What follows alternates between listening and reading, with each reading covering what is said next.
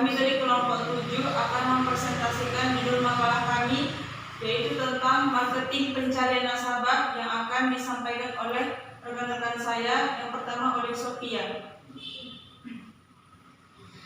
Marketing ialah suatu rangkaian kegiatan untuk memenuhi kebutuhan dan kepuasan konsumen. Caranya dengan membuat produk, menentukan harganya, tempat penjualannya, dan mempromosikan produk tersebut kepada para konsumen.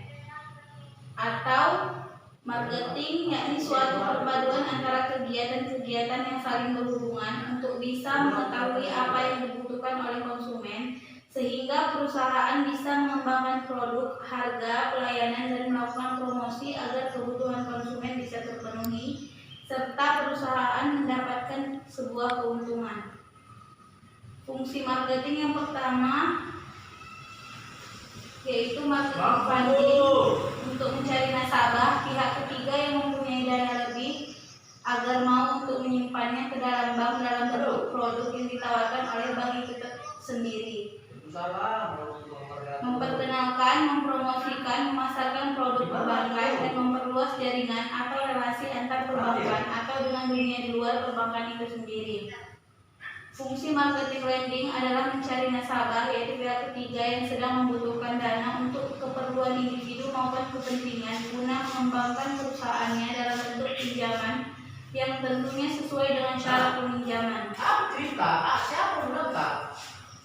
Yang ketiga, tugas marketing. Tugas dan tanggung jawab marketing.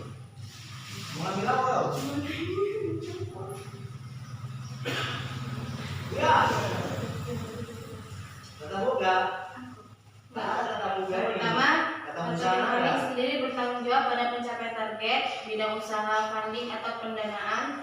Seorang marketing funding akan diberikan target atau dari suatu bank yang mempekerjakan untuk dapat menghimpun dana sebanyak-banyaknya dari nasabah. Yang kedua, seorang marketing funding dituntut untuk mempunyai kemampuan berkomunikasi yang baik, memiliki kemampuan untuk menjaga hubungan baik dengan nasabah atau calon nasabah, memiliki keahlian dalam menganalisa calon nasabah dari segi kebutuhan nasabah. Tugas marketing lending bertanggung jawab atas pencapaian target pembiayaan, mempunyai kemampuan menganalisis pembiayaan, memproses dan merealisasikan pembiayaan.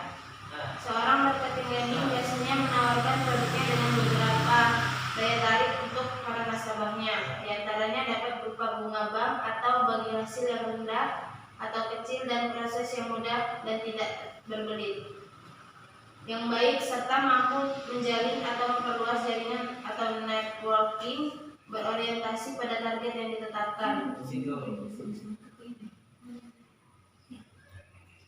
Yang keempat, ada jenis-jenis marketing, yaitu yang pertama telemarketing. Telemarketing kadang dikenal sebagai penjualan di dalam atau telesales di Inggris dan Irlandia, adalah metode pemasaran langsung di mana seorang menjual mengumpulkan sejumlah calon konsumen untuk membeli produk atau jasa, baik melalui telepon atau melalui wajah setelah membuka atau menunjukkan web conferencing dijadwalkan selama panggilan berlangsung. Yang kedua, international marketing. Pemasaran internasional marketing atau pemasaran global merujuk kepada pemasaran yang dilakukan oleh perusahaan luar negeri atau di seberang perbatasan nasional. Yang ketiga, turbo marketing. Kecepatan merupakan kekhasan untuk zaman ini. Zaman ini adalah zaman serba cepat, maka dalam situasi ekonomi turbulen dan tidak pasti sekalipun butuh strategi atau turbo marketing. Yang keempat, ada word of mouth atau WOM, dari mulut ke mulut, juga dikenal sebagai via voice, mengacu pada komunikasi lisan dan informasi yang lewat dari orang ke orang. Yang kelima, ada network marketing. Network marketing sesungguhnya merupakan dekonstruksi terhadap pendekatan marketing tradisional yang bersifat vertikal. Yang keenam adalah viral marketing. Viral marketing dan periklanan virus adalah istilah-istilah mengacu pada teknik pemasaran yang menggunakan jadwal sosial yang sudah ada untuk menghasilkan peningkatan brand atau untuk mencapai tujuan pemasaran lainnya. Yang ketujuh ada mass marketing. Pemasaran massal adalah strategi cakupan pasar di mana perusahaan memutuskan untuk mengabaikan perbedaan segmen pasar dan pergi setelah seluruh pasar dengan satu tawaran. Yang ke-8 ada business marketing. Pemasaran bisnis ke bisnis adalah perusahaan pemasaran langsung utama yang mengkhususkan dalam memimpin generasi permintaan dan retensi pelanggan. Yang ke-9 ada consumer to consumer marketing, dari mulut ke mulut, juga dikenal sebagai Viva Voice, mengacu pada komunikasi lisan dan informasi yang lewat dari orang ke orang. Yang ke-10 ada government marketing. Pemasaran memerlukan strategi yang berbeda dari business to consumer dan business to business pemasaran. Yang ke-11 ada ambus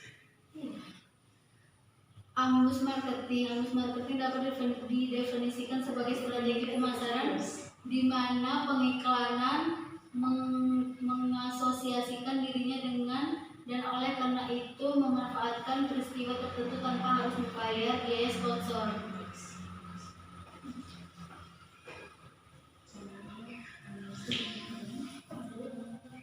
Selanjutnya, community marketing. Komunitas pemasaran adalah strategi untuk melibatkan penonton dalam prospek, aktif menginklusi dan percakapan pelanggan. Sedangkan strategi komunikasi pemasaran seperti iklan, promosi, PR, dan penjualan semua berfokus pada mencapai pelanggan komunitas. Multi-level marketing atau MLM merupakan suatu strategi pemasaran di mana kekuatan penjualan kompensasi tidak hanya untuk penjualan mereka secara pribadi menghasilkan, tetapi juga untuk penjualan orang lain. Mereka merekrut, menciptakan downline, distributor, dan hierarki dari berbagai tingkat kompensasi. Cloud marketing, nuansa cloud computing dan software sebagai service SaaS telah mengubah secara mengelola bisnis infrastruktur dengan cara yang tak terhitung banyaknya. Digital marketing adalah mempromosikan merek menggunakan segala bentuk saluran periklanan digital untuk menjangkau konsumen. Proximity marketing, jarak pemasaran adalah distribusi lokal nirkabel konten iklan yang berhubungan dengan tempat tertentu.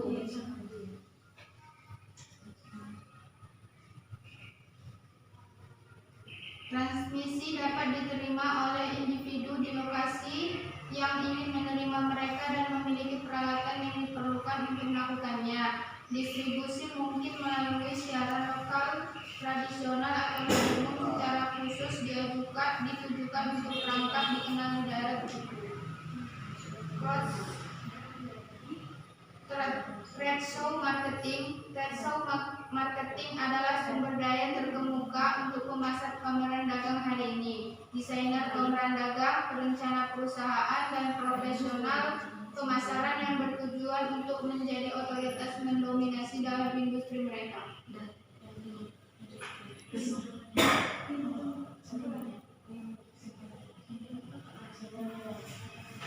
Baiklah, saya akan menyampaikan kesimpulan yang terakhir.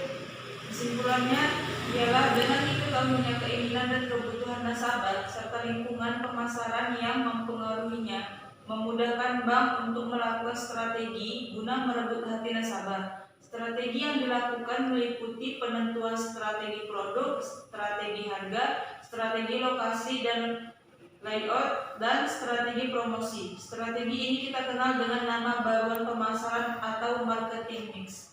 Demikianlah presentasi kami dari kelompok 7. Kami akhiri dengan wassalamualaikum warahmatullahi wabarakatuh. Waalaikumsalam.